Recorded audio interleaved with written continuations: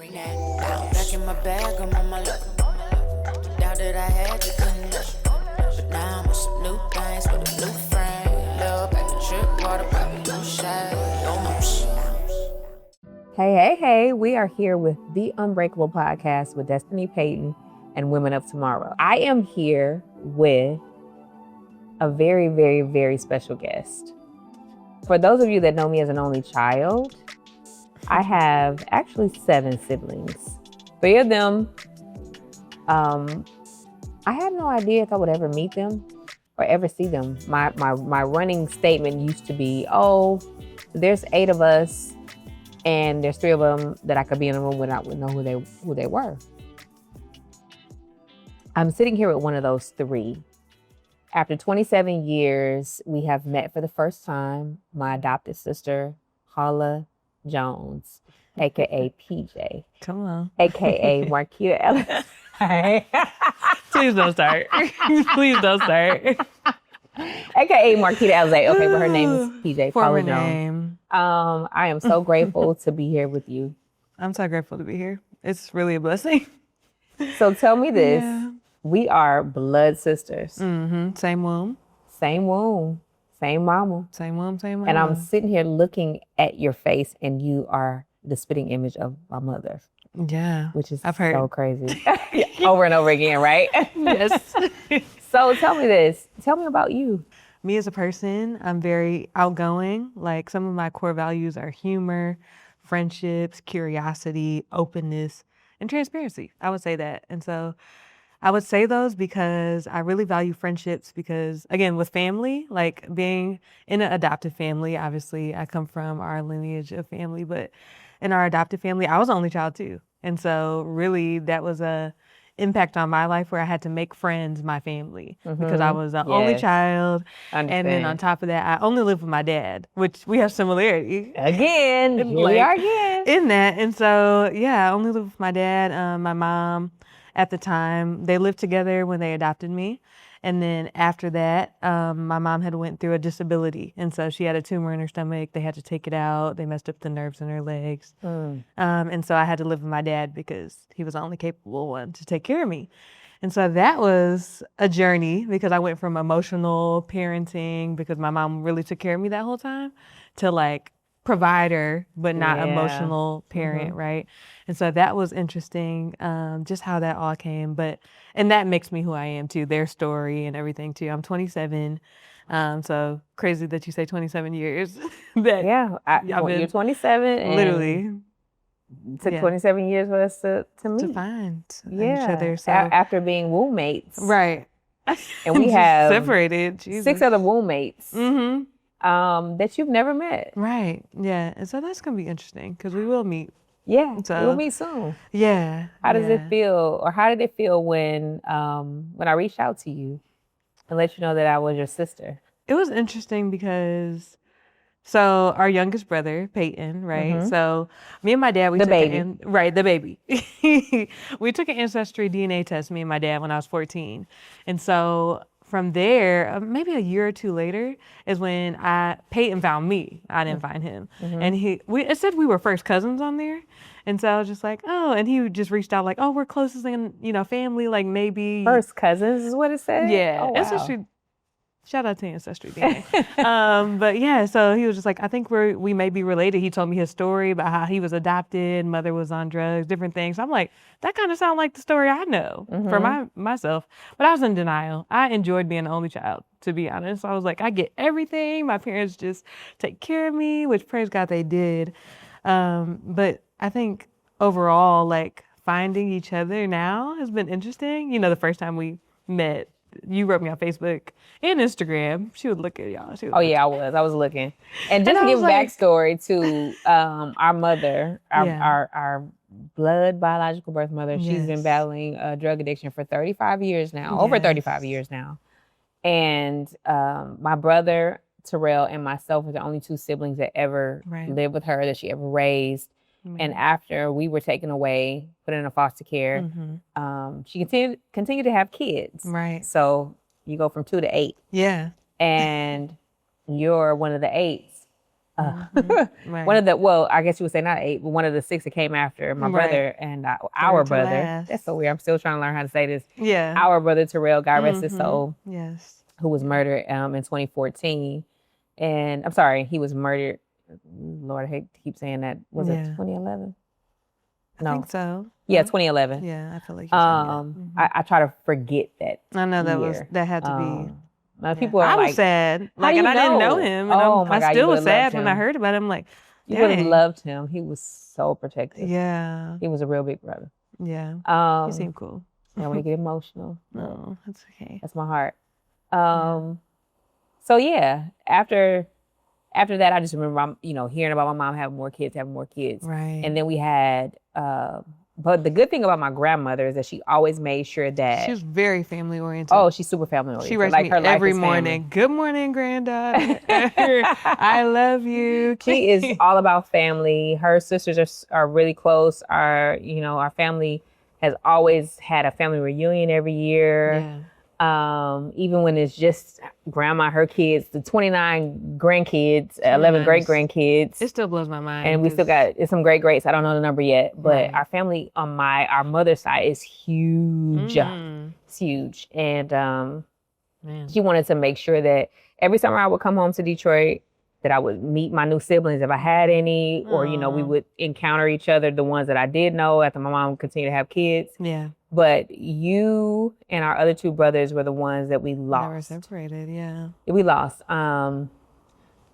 You were on purpose. Like, they moved you away, changed your name. I just never thought I would find you of all of the siblings that were missing. My parents was making sure. Oh, yeah, they were making sure that we didn't find you, for sure. And I'm because sorry they thought for them. that we were going to take you away from them. Yeah. Which probably would have happened.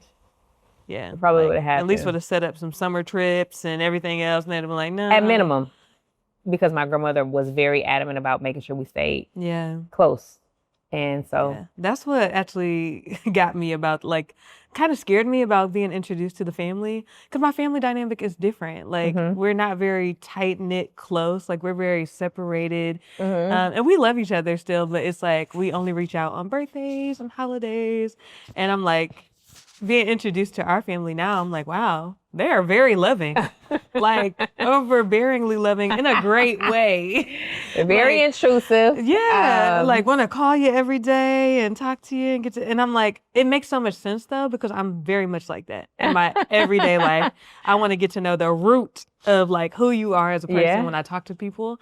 And so I'm like, this makes so much sense. The genetics still transferred over. It doesn't lie. The genetics is something that's inevitable. Yeah. So I think I cut you off, but I wanted to know, how did you feel when I reached out to you? I think because it wasn't just you, which I know you were a little I was upset about. Because I already told the family. This again, how our family is. It's like, okay, boundaries.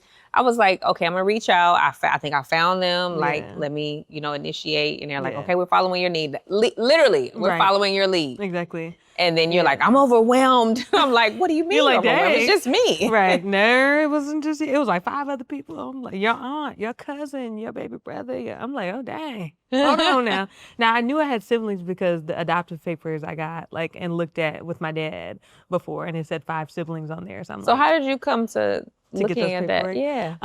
So I was looking for y'all when I was about 14, 15. How did you know we existed?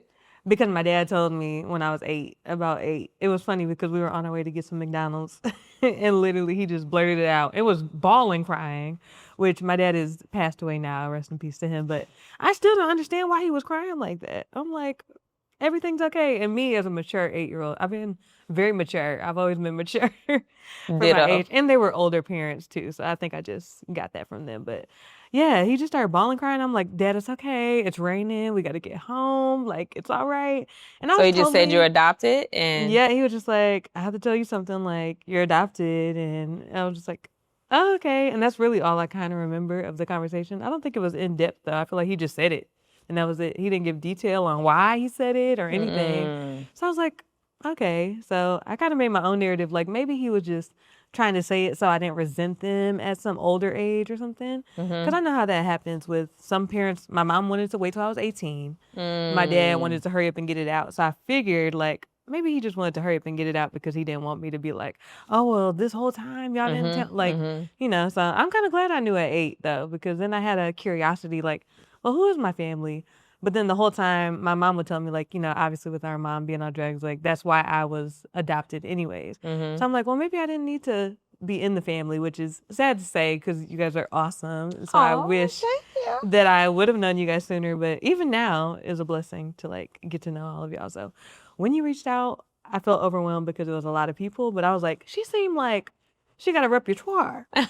Like she has something going for herself. And so I was like, I would love to actually communicate with her and get to know her. And we just had similarities from what I could see. I'm like, I did modeling, you're doing acting. Like we both I did modeling creative. And modeling. I just didn't get our mom's height. Okay. Our mom is 6 feet. Yeah. She's 5'9". I'm 5'9". Our other sister is 5'10", 5'11". She keep talking about this. And I am 5'6", barely 5'5.5". I must give me my 6. Yeah. And I'm like, how? And all of our brothers are over 6 feet. Yeah, they're all very tall. Because our mom. Right. But my dad, I got his face and his height. But let Rhonda Joe, you look like me, you sing like me, you got a shape like she gonna tell it. I got everything from her. Go take all the credit for the creativity. She gonna tell you the same thing too when she meets you. Okay, she be like, yeah, you look just like it. So yeah. So your father told you were adopted, and then you saw the adoption papers. Yes. What did they say? So it told me my siblings, which was the 5 at the time, and then obviously I came after the 5th. And then it also just told me like how Janelle, our aunt, was coming to visit during the like foster care process. Yes. Because my parents fostered me for a year. And then my mom was like, she told me the story of like, your smile, it just captivated me so much and I just couldn't let you go. So I'm just like, that was just so sweet to her. She was a very sweet lady. But even though, despite the allegations of stealing, what she did. Well, she did. She did, but take you away. She but had it's a good heart. It was with her own good intentions. Right. And she really loved me. And they gave you a good life. Yeah, and she gave me an awesome life. Like, she was very caring, very nurturing. Now, there were some things about, like, money with my family here and there. Not, like, allegations of anything crazy, but just, like, my mom was giving me $100 of bills at 3 years old. Like, I'm like, girl, I can't do nothing with this at that age. But not that she was trying to teach me about money, but she was just a provider as well, I should say.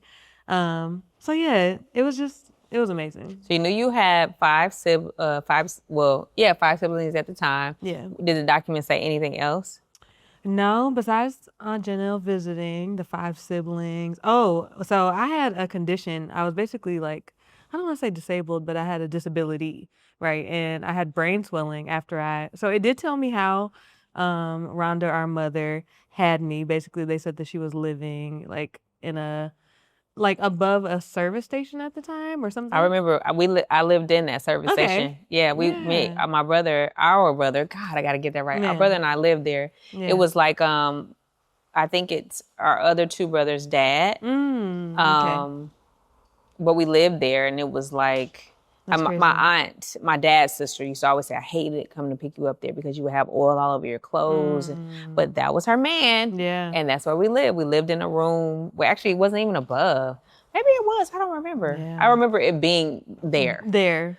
I was so young at the time, but yeah. Yeah, so I'm like, dang, I wasn't even born at a hospital. But I mean. No, because I think I was. Unless she went back to him, because this was, you came years after we lived. 98. So. 98. Oh, yeah. Like almost 10 years after we lived there. Yeah. So yeah, but it was somebody that she always stayed in contact. I think that was just her address. Maybe. At the time. So I think they figured, but that was just like, they were like, oh, she was living above a service station. And then she had me basically, and I had the disability with brain swelling. So I had to wear like a helmet until I was about like 3 or 4, just to like reshape my brain, my head basically, not just my brain. And yeah, my parents I think my mom just fostered kids that had disabilities because some of them couldn't read or write and like had different disabilities. So I'm like, okay. So at first when I read the papers, I'm like, I know I ain't got, not no offense to anybody that has a disability, but I was like, I know I ain't got no disability. You were shocked. I'm like, wait a minute. Well, I think every child after myself was born with drugs in their system. That too. Yeah. Yeah. And I definitely had to be weaned off of that. And it talks about that too. Like, I've heard that about a couple of our siblings. Yeah. And I do know that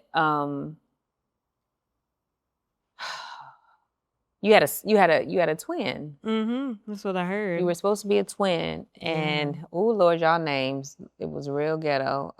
Girl. Livernois and another street in Detroit. Your mama I said your mama.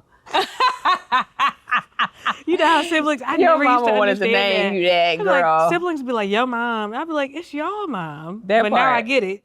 Yeah, your mama wanted to do that. And then she settled on Marquita Elize.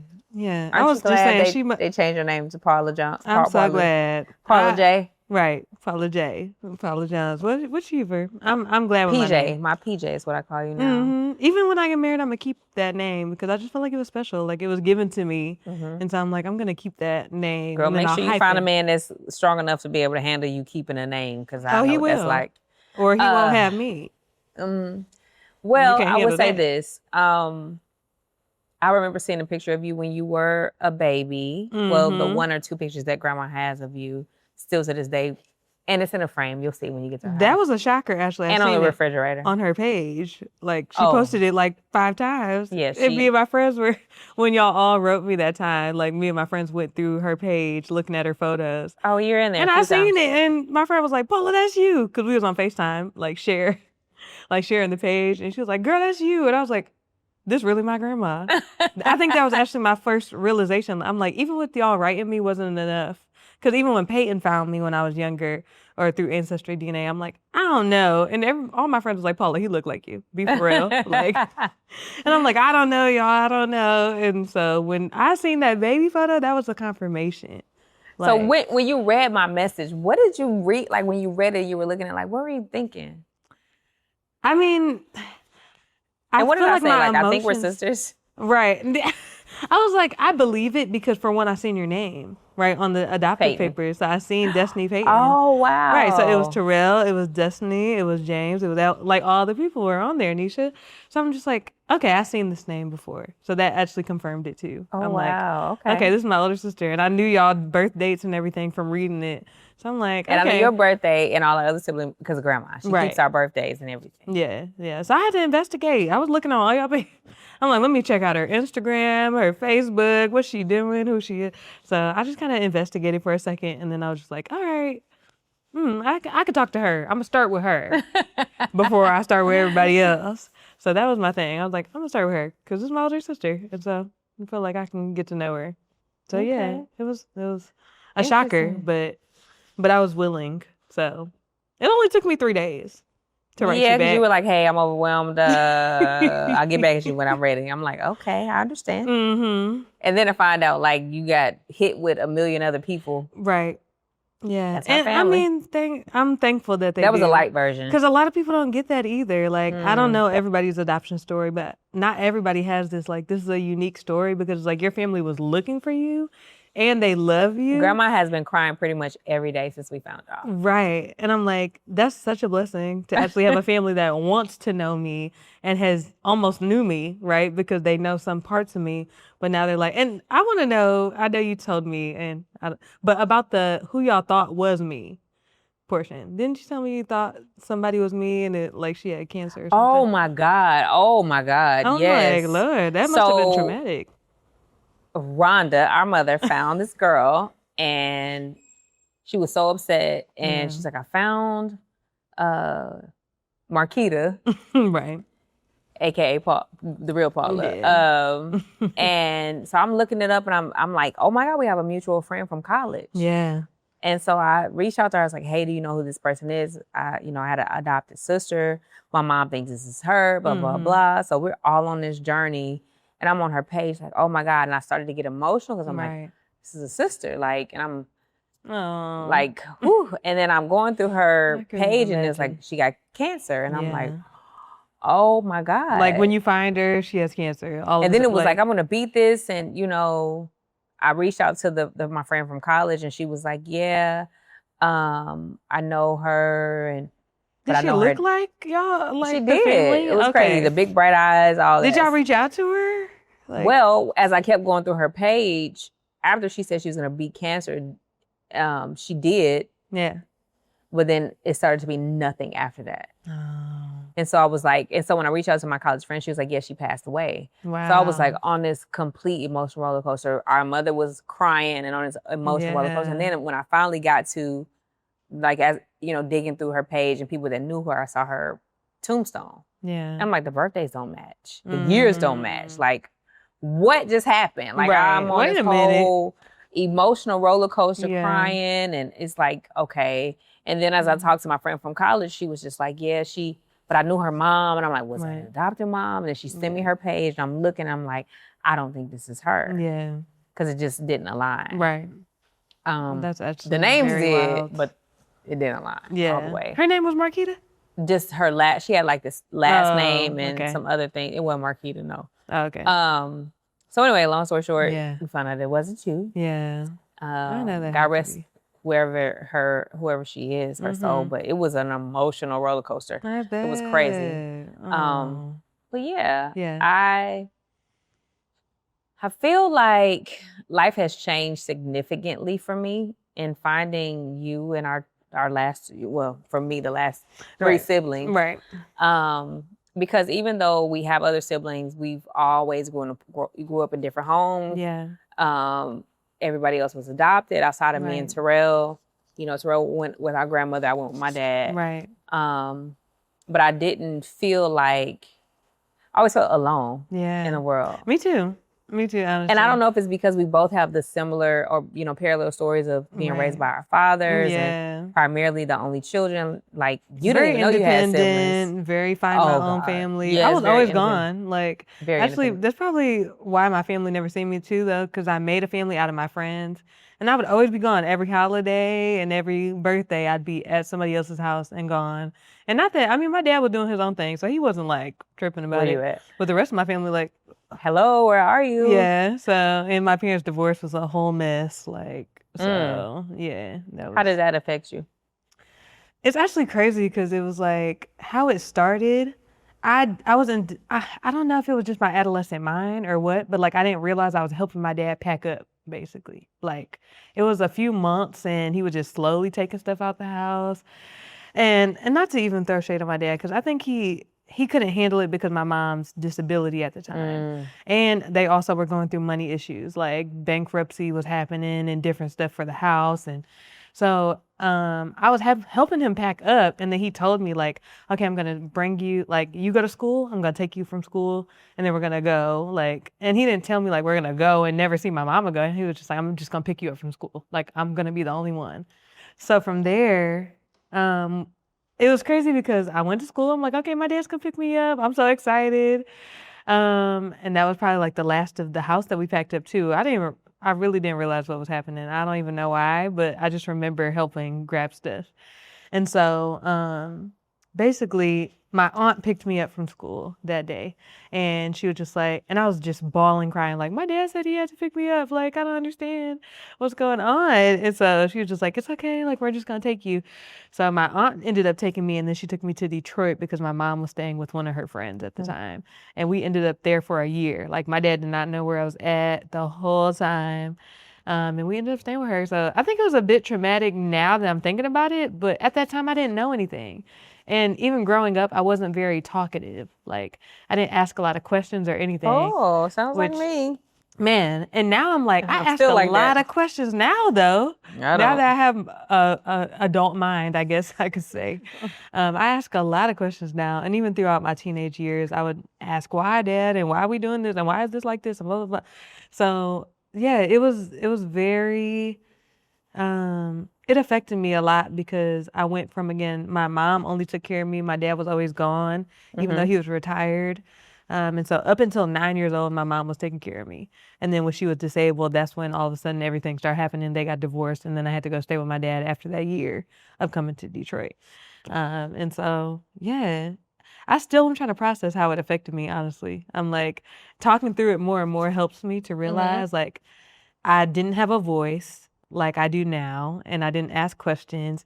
I wasn't really aware of things. And then on top of that, I felt like I had lost my emotional support from my mom. Like, and then I went to a household of like, my dad just literally played the game and sent me off for summer camp. Like, and that was it. And again, he was a provider. I ate good and I had a good roof over my head, had toys, blah, blah, blah. But I just didn't have that emotional support. And so I'm like, even when sorry, this may be graphic, but like my period started like. Oh, me and my dad, it was so funny. My dad didn't know nothing about that. I was on 10 and he was like, who are you talking to? And I'm like, I started my period. And he was like. Literally. Mine he left the house. Like, what? Yeah, I thought I was dying. I'm like, my back is on 10. I don't know what's going on. Like, it was just, yeah. So I had to talk to friends, basically, like, to get to know the information. Different women and my friends' mothers and stuff like that. And so, yeah, it was a big transition from 9 to 10, like, from the year of not being with my dad and then the year of going to live with him. And having to start all over, get new friends, all these things. Like same thing, but I was younger. Yeah. And it was just coming from our mom to my dad's mother living with her in Detroit, then to him. And it was like, yeah. He said it was rough for us, my dad, he recalls it. It was very rough for us in the beginning. Right. But we came around. So I understand. It's so interesting that we have a lot of similarities as sisters, even though, you know, I think about this and it makes me emotional because I think, you know, after fighting each other and finding out we have so many similarities, you know, being raised by our fathers, we both sing. Our mother used to sing her face off. And one of the memories that my dad talks about with her is her singing all the time. And it was so funny when you met my dad, when you came to Huntsville. He's so sweet. Like, he looked at you like he saw a ghost. Yeah, he really did. He was just like, oh my gosh, you look just like her. So I'm like, that's actually crazy to me. Yeah, I'd never seen that look on his face. He was just kind of like following you and he was looking like, oh my God. Because to hear it now too is like, I never used to knew who I looked like, right? And I'm like, I wonder what my family looks like. That was really the only things I really wanted to know was like, do I look like y'all? And what's the family health history? Because at the doctors, they always ask and it's like, I don't know. And I can't give you these people. They're my family. Exactly. They're not my real. So I'm like, there was never a knowing of anything. So I'm like, there's something missing. Like, I don't understand. And so for y'all to be like, y'all look just like her. And then me seeing the photos, I'm like, oh, wow. Yeah. I think out of all of our siblings, you look like her the most. Yeah. Which is actually wild. Which is very wild. And another thing, too, I thought about was just the dynamics of going from being an only child to having not only a big family, but like all these other siblings. Right. How do you feel about, you know, meeting them soon? I mean, you know, because we met through text, we got this little family group chat going on. The womb mates. The womb mates, which I've named. I'm a stickler for naming stuff. But yeah, I think it's going to be interesting. At first I was just like texting you on and if they hear this, I was not coming for y'all, but I was texting you on the side like, who are these? Like, what are they even talking about? I don't even know. But I wasn't, you know, ready at that time completely. Even though, like, I was thankful to be in the chat and get to know them. But I'm like, I don't know. I don't know if I want to know these people. I'm hoping in person that they're very sweet, though, honestly. Like, here talking to Ellen and talking to James and Nisha all in the chat. Like, it's very cool to get to know them. It's so funny. I saw something about recently. Our brother was like, he wants to start dog walking and and he was like, yeah, I got to pay this deposit. And I just saw all of our siblings like, hey, I got it. I was like, and my friends be like, I can't get my siblings to do nothing. If I ask for money, they just ignore it. So I'd be like, it was beautiful. Is a different dynamic. I will be honest with you. I was watching it, and even though I was super busy and I was the last person to respond, I was just like, oh, wow. Yeah. Oh, wait, there's another person. People stepping up to the plate. I love that. Yeah. And, you know, as I talk about feeling like, you know, you're just alone in the world, then to have this whole, like, it's a lot. Oh, one of the things I remember you telling me when you read the documents about our mother was that when my brother and Terrell and I got taken away, that she had a very significant decline in her, like. Yeah, so after you two, it was saying that that's when she really declined and started going into her addiction more. And then the other kids that she had, like that's when the foster process had started. And so that's why I'm like, it's interesting to hear that you guys also went to foster care, even though you were with the family. So it's also very interesting. Because initially what happened was the night we got taken away was we went to the DHR office. I remember this like it was yesterday. Yeah. And as we were leaving the neighborhood we lived in, I saw my mom, our mom. Right. Coming out of this building, and I'm like, hey, that's our mom, that's our mom. Yeah. And they were like, the police officer, we were in the back of the police car, and they were like, and just like sped off. And I'm like, after we had been driving around the neighborhood looking for her with the police. Yeah. Because our neighbors that we were staying over at their house, they called them. And so when we got to the office, I just remember crying and them giving us candy. And there was a family across the street. And I don't know how late it was, but it was nighttime. And we walked over, and I remember them having a TV, and I was so excited about them having a TV. Yeah. And we watched cartoons, and then they were like, okay, the lady that took us to them, older couple, was like, y'all are going to go upstairs. And we went upstairs, and there was 2 rooms, the boys' room and the girls' room. Yeah. So they had like bunk beds. Our brother was the only boy, and then it was 2 other girls there and myself. And then from there, we stayed there for I don't know how long. And then from there, they separated us. And I ended up running into the social worker one summer as like a grown woman, like 19. Right. And she's like, I remember you. And I'm like, you look kind of familiar too. And she's like, you got a brother? I was like, yeah. She's like, I remember you. Because I'd never seen 2 kids fight so hard to stay together. Oh, wow. And she said, y'all fought. And I remember we went to 2 different foster homes. And it wasn't, I don't think it was a long time. Right. But as a kid, it's like, you're here with this family. It was enough for us to go, still have like holidays. I remember us going to this specific like place where they would let us like be together, see each other. And like they had like a Christmas play. And I remember Terrell and I were just like turning around in our seats talking to each other because they wouldn't let us sit together. So we were rows apart. Yeah. And after that, that's when my dad had been, I didn't know. My dad had been fighting for custody of me. And grandma was getting Terrell. So then we went to our family members. Right. And instead of being adopted in the system, which could have happened, but our family was like, wait a minute now, no. Okay, and that's something like, it must have been too much after the 5th one. Listen. It's like, who about to take these other 3? Because at this point, she just keep on having.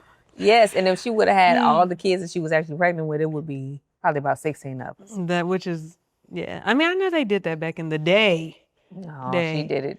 But she did it too. So I think that's and hearing your dad's perspective of the story, like after dating Rhonda and being with her and all that stuff was actually very interesting to hear too. And then hearing that was when her process kind of started too. Yeah. I was he like, always that's very tells me, I remember her starting to hang out with this lady. Yeah. I can't remember the and name. It always starts with somebody else. Like addiction never, and I think that's why I never like had a hatred or anger towards her. Because it's a disease. Literally. And I'm like, I can't be mad at something that naturally happens for one in people. Like we end up falling towards different things and then we end up gravitating to it and we end up becoming what that thing is. But it's like, she is not her addiction. No, she's not. And I also bet think she's about, an amazing person. She is an amazing person. She really is. I think about her strength. Yeah. Like to have survived what she survived. Yeah. The epidemic that happened in Detroit of one of the roughest cities in the world. And for her to still be standing. And she never left the streets. Like, is she still alive? I was like, yeah. Still alive. Very well much so. Very well much so. Still kicking, still kicking in a lot of different ways. Kicking people's tails. Okay. That lady's something else, I'm telling you. Yeah, so I'm like, wow. I mean, to even meet her one day would be still interesting despite what she's going through. Because I'm like, just to hear maybe stories that will be brought up or whatever she can like talk about, I think would be cool because it's like, we still have her genetics. All day. So I was like, and I'm like for us to all be singers, like yeah. You, myself, even Payton. Yeah. And then, to listen to, and then we take it back. Right. Our grandmother sings, I don't know if you know this. Right. Both of her sisters sing. And then that would be our second cousin? Yeah. Second cousin? Coretta Scott King is our cousin. I don't know if you knew that. Yeah, that actually blew my mind. I'm like, grandmother and her are first cousins, and they used to sing together in a group in Marion, Alabama. So, yeah, we got some. The lineage is There's some heavy hitters in there. It's tough. It's tough. So I'm like, I knew I came from a family of fame in some type of good pedigree, girl. Okay, I knew it had to be something. I'm like, look, just the details of my life and like who I was, like how I even started modeling, all those different things. It came from insecurity, honestly, because being bullied and stuff like when I was younger, I was very much a tomboy. Maybe because I lived with my dad. Me too. I didn't care what I wore. I was playing football. I wanted my Jordans and I wanted to be able to play basketball in them and all that stuff. I wasn't playing no basketball, but I was playing football, like full on football. Literally broke all of my fingers. Not broke, but sprained them all at one time. I know you're looking crazy. Because I was just out there playing with the boys. They was friends of mine. Oh, I played with the boys. Okay. And so my dad, I remember one day, I think we were playing flag football and he was like, he just came outside on a rampage. We were playing in our lawn. Yeah. And getting the boys touching on you. And I'm like, they just trying to grab the flag. Right. Like it's not even like that. You don't know, you'll realize when you get older, you about to be out there playing and you need to play with some girls. That's so funny. Literally. My dad, he was just in the house. He was playing Uno on his Xbox, having a good time. He was like, just come in before the street lights. So what would you ask me if there's any question that I may not have already answered or some questions that I may have answered for you? What do you want to ask me about our life, us, our family? I think one thing I would wonder is just like the dynamic of maybe like the siblings thing again. Like, how does that actually make you feel to know, like, do you feel like either you could have tried harder, they could have tried harder, or do you feel like it was just the dynamic that happens? Like, what do you mean? For y'all to be closer, I guess. I feel like it's hard for siblings that don't grow up in the same house. Right. Because Terrell and I were immensely close. Yeah. And we only had 4 or 5 years together to grow up. But in the same house. Crucial years. But every summer, holidays, we would see each other. Right. They were adopted at birth. Right. So I would see them summers. Right. So not only did we not grow up together, they also were raised by other families just like you. Yeah. And I was a kid. Right. So I didn't really know how to foster a relationship. I saw my brothers and sisters when I came home, and then I went back home and I lived my life as an only child. Yeah. And then we became grown. Yeah. And it's like, hey, how you doing? Right. I might get a reach out. You need something, I might reach out, whatever. Yeah. But I think it plays a big part in us not growing up in the same house. Me being the only sibling that moved away. Because I don't know if you know this, but the 3 siblings after myself, they all live together. Yeah, they do. So we got those 3 together, which, just happened in the last couple of years because they were all doing their own thing. Right. And then now the new 3. Yeah. Which is the ones that were adopted that we don't know. Right. That I'm getting to know. Yeah. And that some I've never met and you have met. The last 3 have met none of our other siblings. Mm-mm. Actually, no, I take that back. Peyton hasn't met James. Is it interesting, as you talk about sisterhood, is it interesting, like the magic of sisterhood and building a relationship with someone that you have no childhood memories with?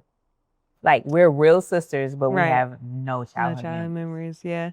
I think it's interesting. It's kind of like getting a new friend, basically. Like, I mean, we have similarities, so it's not terrible, and we're not like butting heads.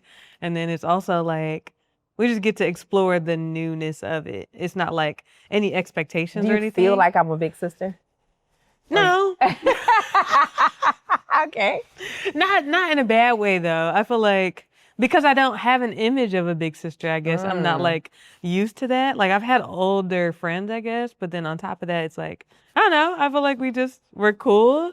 But then I feel like you're the bossy little sister. You try to tell me what to do. And I've always been very independent. Boys' faces like, what you say to my sister already? Don't you play with my sister? Yeah, and I'd be like, I do that with my friends too. Like, don't play with my girl. I'm super protective. I'm super protective. So yeah, I mean, I guess I have sisterly traits. But yeah, I'm like, I mean, I tell people like, this is my big sister. So it's not like I'm, degrading or not acknowledging or honoring our relationship.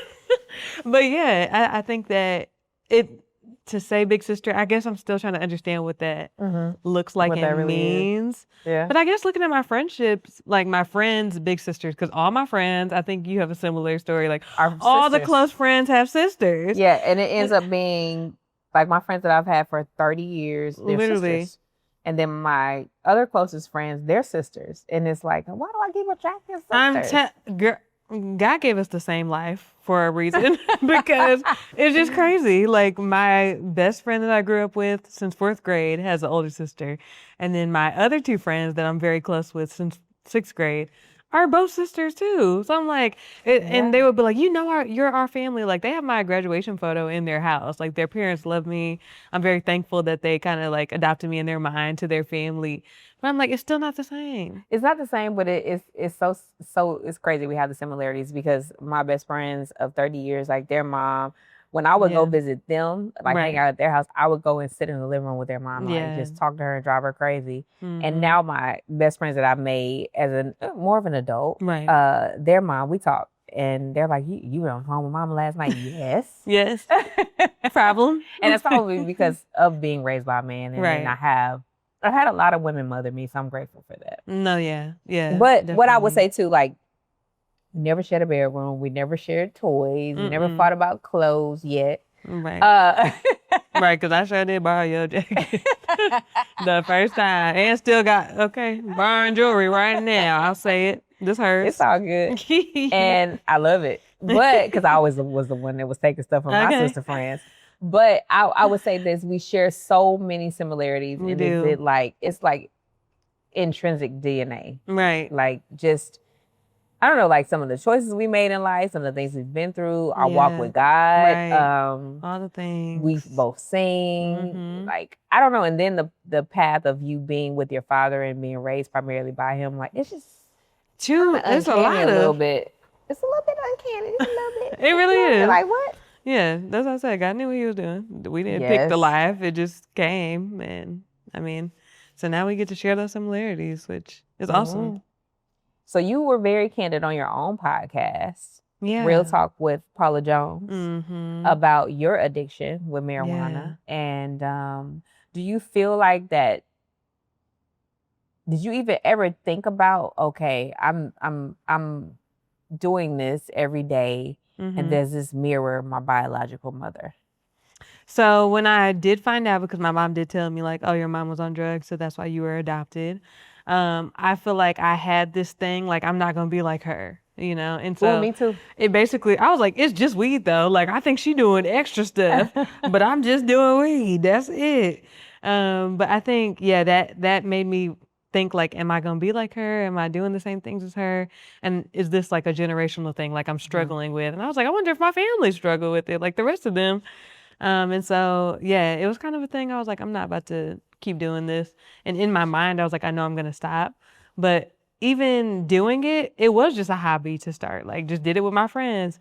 But then I realized it made me have like a double life. Because I had my friends that didn't smoke, then I had my friends that did smoke. And I would be with both of them, but I would act like I didn't smoke on this side. And then with them, I'm just naturally like, oh, let's do it. Let's blah, blah, blah. So I think it made me I lived in denial a lot when I smoked. And then I didn't realize it was an addiction until it was just marijuana? Yeah, that was the most that ever happened. And I probably smoked a Joe one time. Like, who? What is it called? A Joe, backwood, not a backwood. Jesus, I don't know what them things called. I don't know what that is, Joe. Yeah, somebody know what it is. I don't know, but so it's basically like tobacco or whatever. Have the transition from that space to now. How did I get here? From your addiction. So again, I didn't realize it was an addiction until I couldn't stop. And I think when I realized I couldn't do it on my own, because I was trying to convince myself, like, oh, I could stop anytime. I just like doing it, right? And so when I couldn't actually stop, because I would be like, I'm done.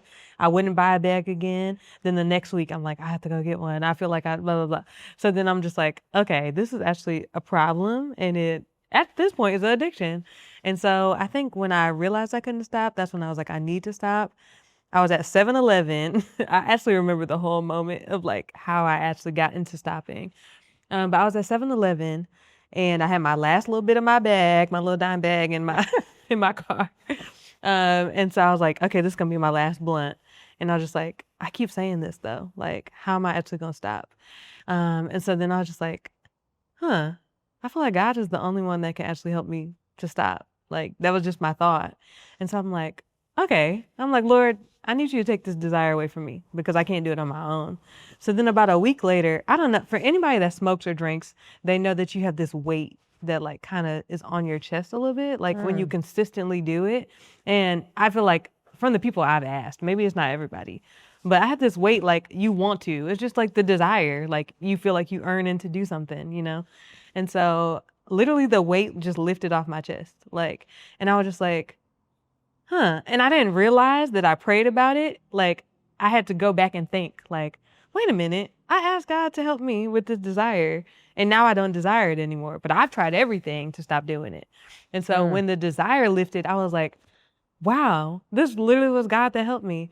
So it actually kind of persuaded me into like, God can do anything for me or would be willing to do anything for me if I ask. And so I think that moment was like my transitional period of like, I needed to stop. But also it was draining me financially. I was just lazy. Habits are expensive. Like, okay. And I'm like, I'm buying all this stuff. All this money's going out. Of course, I was working like 3 jobs because I was always a hustler. But I'm like, even then, the money don't need to be going out like that. And I wasn't tracking it or nothing. So yeah, financially I was going down. Emotionally I was going down.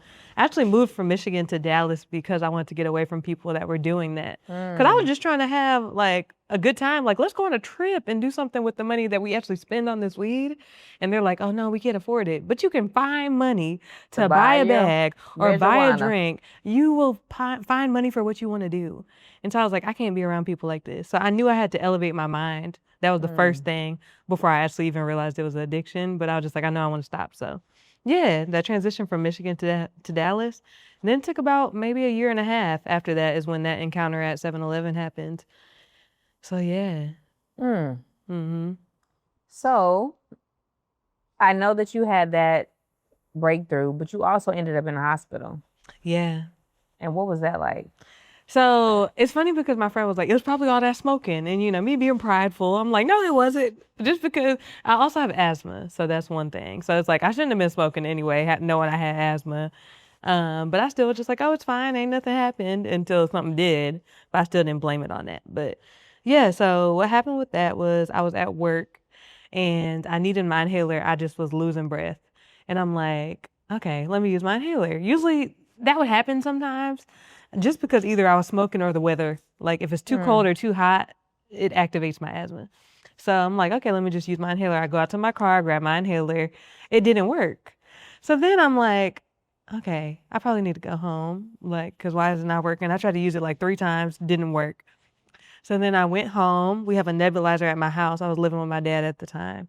And he also was on oxygen because he had lung cancer. And so that's how he passed away from lung cancer. I didn't know he had lung cancer. You know my dad has cancer? Yes. I know you said, wow. Girl, too many similarities. That's crazy. But yeah, so my dad had lung cancer. So we tried to use the nebulizer and it didn't work. So I'm like, and at that point I'm losing air. Like it's been at least 2 hours now that I barely could breathe, but I was hanging on. And so I tried to use the nebulizer, didn't work. And then my dad was like, I'm gonna call 911. And so I was like, okay. So I'm like literally sitting down already by his bedside and he puts his oxygen on me because he's like, at that point he knew I was already like breathing very hard, trying to catch my breath. And so he put his oxygen on me and maybe like 5 minutes after that I passed out literally in the room and 911 came and got me. Basically both of my lungs had collapsed. My heart was on 5%. Ooh. And the hospital that was in my hometown did not have the equipment that I needed to be able to help my lungs come back, basically. And so they were resuscitating me for like 8 hours straight. They said I was in that hospital for 8 hours, like on and off, resuscitating me, literally. And so then I had to get aircrafted after they finally were able to get me steady. I got aircrafted to another city in Michigan, to another hospital that had the equipment. And they basically put me on a medically induced coma. And so just so my body could rest because it was going through so much during those 8 hours and during the prior to. And so, yeah, that encounter was actually crazy. And I feel like it was all God because after I had woke up, so it was 2 weeks of me in a coma. And that time, my close friends were not friends, like because of some little beef, basically, just over like some finances or whatever. They weren't friends, but they all came together. And it was crazy because my friend had a dream that her and my two friends walked through a hospital door, but they were like, but you weren't there. So she figured something was wrong, basically. And they couldn't find me for like 3 days. So they were like, we were contacting you, or we figured you just wasn't answering your phone. Oh, because you had went into the hospital. Right. So they were like, we figured you weren't answering your phone just like normal. Sound like me. So I was like, okay. But then they were like, after that 3rd day, we was like, oh no, something's wrong. Like, and so she called my dad, and my dad was just like crying, like she's been in the hospital. They don't know if she's gonna make it. And so, yeah, basically they really didn't think I was gonna make it after they like put me in the medically induced coma. They were like, I don't know how her lungs are gonna come back and how her heart is gonna continue to be steady. Like even after we take her off, we can try to see. So it was a possibility, very slim chance. And so, yeah, it was 2 weeks of me on that. And then they took me off, and I just started to improve. Like, I think it was towards those last 2 days I started to improve, and my heartbeat started to come back up, and then my lungs started to, I don't know what happens. I don't know how the ECMO machine works, because this is all hearsay. Obviously, I was out of there. I don't even know what was going on half the time. But so in this moment, you feel like, as we always talk about the podcast, it's the unbreakable. Do you feel like that's a moment that could have broken you? And if so, if you agree with that, then what do you feel has made you unbreakable if it's not that situation? I feel like, yes, that made me unbreakable only because it was like, if I was supposed to be gone, I would have been gone. And to me, it's like, I feel like God was giving me a chance to actually know that I had purpose. Because before that, I've always drifted through life like, what am I supposed to do? I don't really understand why I'm here, all these different things. So I feel like that was when my faith journey actually had catapulted, because I was like, God actually cared enough for people, like, to be reunited, for one, like my friends. 2, my family was coming together at that time all the time to come see me. And they had other churches and stuff praying for me, like, for those whole weeks. So I was like, it was only God that could have brought me through, especially if the hospital didn't think I was going to make it. And so I feel like it made me unbreakable because I'm like, nothing can stop me if God wants me here, literally. And so now I literally live my whole life based off of like, whatever God wants, I'm going to do because he saved my life. And so I'm like, that's literally all I need. And that whole journey was just crazy. Like, all the movies I watched was War Room and Passion of Christ and all these different things. And it was crazy because, I mean, it seemed like it was the only movies on there at the time. And then when I woke up, there was this lady by my bedside just reading her Bible. And she just like, when I was just like looking, and she was like, we've been waiting for you to wake up. And she was like, we've been praying. And so I just was crying like, wow. So that moment really, I just feel like made me feel unbreakable because, yes, I feel like God had my back. And like, he loved me so much to allow me to be here, even after all my mistakes, like of smoking when I know I didn't need to, and ruining my temple in my body, and like all these different things. And so I was just like, wow, God cares about me that much. So, yeah. Oh, man. Anything you want to ask me before we get out of here? Let me let you do your, so my sister has her own podcast as well, Paula Jones. I really started that podcast too, because I don't like when people don't have a voice. That's something we got in common. Podcasters. Right. Literally, yeah. And I think the main reason for that was like, again, me not having a voice when I was younger, not asking questions and not being curious enough. So now I'm like, I want people to feel like they can share their testimonies of life, the things they went through, and be able to talk about stuff like in the church and different stuff. You can't talk about sex, quote unquote, and can't talk about cursing and what you're really doing with your life. And if you like men or women, all these different things, right? And it's just like, God wants you to be who you want to be. The biggest things that I want people to know, in general, just whether they follow me or not, is that God's promises are real. God has always been there. So that's one thing. And my slogan, I need to put somewhere, but God. Right. So when you go through those periods of life, because everybody does, and I wish somebody would have told me that everybody goes through, because when I start going through, I'm like, what's happening? Okay. But I always say, but God, because when it surpasses your own understanding, all you need to know is that only God. Literally. I always say, in a more, I guess, relatable way, life be life, but God be God. So every time. Remember that every time. Okay. And that's what's kept me from becoming broken. Right. And that is why I am here with you, and I am unbreakable as you are too. Yeah. So one of the things that we connected on is our journey and our walk with finding God. I found God early. Yes. At 11, I gave my life to Christ on my own. Nobody had to tell me to do it. And then you found God as an adult.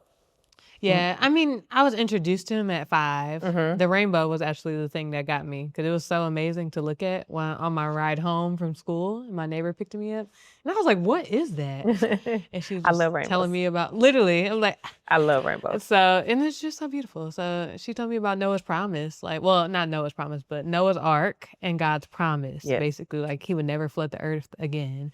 And so I was just like, that's so interesting. And so, yeah, but when I came to Christ, again, I grew up with my friends. They were pastors' kids. So I was always introduced to God over and over. And then from there, at 14, I had confessed with my mouth that Jesus was Lord. But then I feel like right now, 2022 was when I really submitted, like decided to be a follower of, like, I'm going to submit to your ways and your will type of thing. So. Okay. Yeah. So how did it feel when you found out that our great grandmother was a pastor? Yeah, and her name is Esther, which is crazy because, right? I don't know. I feel like Grandma keeps telling me her name is Esther. Yeah, her probably. mother? Yeah. She literally just told me that yesterday. I think that might have been her middle name, but that's neither here nor there. Okay. So yes, so she was a pastor in Deep South, Marion, Alabama, Meriwether, Georgia. Was it Marion, Alabama? Yeah. Marion, Alabama. And she had her own church, which was unheard of in those days. It is. And then our grandfather, because she was so devout and such a strong figure in the community and having her own church as a pastor, it was shunned upon. And he pretty much gave her an ultimatum. Yeah. And from what I know about that ultimatum, it made her take a vow of silence. To where she stopped speaking and eating. And that's crazy. Ultimately, because she couldn't serve in the way that she wanted to, she passed. Wow. I did not know that. Which actually makes me think about, again, how you said you felt like you were silenced when you were younger. I'm saying I felt like I had no voice. Silence even now in some instances, yeah. The generational things are so real. Y'all got to pay attention to these. Because I'm telling you, it'll pass down. Yeah. How do I feel about that? I'm sorry. Yeah. That just shocked me. Like, how do I feel about that? I feel like I am definitely shocked that she actually had her own church and everything. But I'm amazed by her resilience to do that, especially in that time. Because, in the word, it'll say, like, women are supposed to submit under the men and all these different things. But I think even God will use those things. It wasn't a law, like, that God put in place, like, women cannot, blah, blah, blah. So I think that humankind, we just take these laws or these standards that are in the Bible and kind of overexert them. So for people to fit an agenda. Right. And it's like we're being more legalistic instead of having a relationship with God, because God probably actually honored her. And when she came to her judgment seat with God, he probably was like, well done, because you did everything I wanted you to do. Absolutely. And so I think that I'm actually amazed by the story of it, like, to see that she stood up for her faith, but also being a devout Christian, just knowing that she wanted to proclaim the gospel or talk about God and tell others, like, and I think it makes me think about me today and you today, like, we have the same birthday, by the way. She's a May 1st, born May 1st. Come on, Esther. I think it's just, like, amazing to see how that passes down into even, like, grandma and then our mom, like, they're very strong women from what I know. Oh yeah. And our aunts are very strong. Our great aunts too. They also sing and minister. Right. And all the women are very strong. The aspect of our grandfather, our great grandfather, right? I think. Was it? Yeah. Our great grandfather. I mean, I think it just was typical in those times. I don't want to just beat up on him and be like, I can't believe I never even thought about it that way, because I know that's working at their capacity. Right. And there was a lot of religion and stuff in the church in those days, and still is. But, yeah, I don't know what else to say, but, like, I'm really proud of her. Do you feel like her fight lives on in us? I do think it does. I think it does. Because I'd be like, look, I want everybody to know relationship with Christ. Like, that's actually my next podcast, is religion versus relationship. Oh, yeah, that's a big thing. I don't want to put a caveat, but It is because it is like a lot of people live off of I have to do this, and I grew up knowing the commandments and was scared. Like, and it should never been like that. No, it shouldn't. And I was talking about that making religion fear based is not. Yeah, like it's not about going to hell. Hell is the last thing. Hell was created for Satan. It wasn't really created for us. But and some people living in it on earth, and they're living in it on earth, which it is hell on earth because child, it's crazy out there. But I mean, still, yeah. So saying that to say, I do think that the fight lives on in us because I can see how we want people to. We're advocates as well. Yeah, the truth. Mm-hmm. Truth is what matters. Everybody out here living in different stuff right now. And that's why truth tellers are the hardest people to, they go through so much. Right. Last question. Yeah. What's been your favorite sister moments thus far? Well, this is our second time meeting up in person, so. Phone conversations. Right. I think our phone conversations, but also, I mean, in person, I feel like we got to bond, kind of just sit in the bed and chat or like, eat together, and I think just like you inspire me, honestly. Like, don't be looking surprised. What? Because of just all you've completed and all you do. Like, I think that I'm working to be a person that's very like diligent in their work, like does everything with excellence, and I think you do that well. Like, I'd be messing with you to be like, girl, you be busy. And you do, but I think that it's honorable because a lot of people don't do that. They like want to be lazy and be taken care of, especially knowing that you are spoiled like me. I can't use that as an excuse anymore to be like, I was spoiled, so that's why I don't want to do nothing. I use that for an excuse for a long time. I think you got a couple more years. Okay, all right, cool. Because, yeah, I'm like, child, I'd be like, I don't want to do nothing. I was taken care of all my life. Listen, that's why I know I'm going to have to have a husband that just knows if I'm ready to turn it off, be okay. Okay. Be okay with that. But no, I'm going to go out there and get it regardless. Literally, we are called to create. As women, we are just like helpers, when I had my nurturers. Son, yes, I was lovers. like, listen, I'm taking a break from this hustling. I want to be the best mom. It wasn't supposed to be for us to be that hard working like that. I mean, yes, we are hard working our grandmother told me, you too pretty to be working. I'm like, Grandma, it's a whole new era, okay? Okay. I like to work. Child. What I do is a choice. So this generation I enjoy is different. You got to work, but it's like, you don't have to work that hard, which I think you've work proven. Smarter. Exactly. Work smarter. Like, let your money make its money and do things that you love. You don't have to just be working behind a desk or don't have to be working. And I've done that too. Okay. And I'm doing it now, but and won't ever be able to do it again, but I've done it. Okay. And so I'm like, yeah, it's inspiring because I think I'm going the same direction. And so again, I feel like you just my older version of me. So I'm like, and it's crazy because I hear your podcast and I'm like, yeah, my little sister got some wisdom. So man, I'm grateful that you're here. I'm grateful that you joined us on the Unbreakable podcast. Yes, I'm glad to be here. Yes, and we'll be back. We'll let y'all know how this whole family reunion goes. You better stay tuned. Stay tuned. Bring that down. Back in my bag, I'm on my luck. Doubt that I had you couldn't touch. But now I'm with some new things with a new frame. Love back to trip water, popping new shade.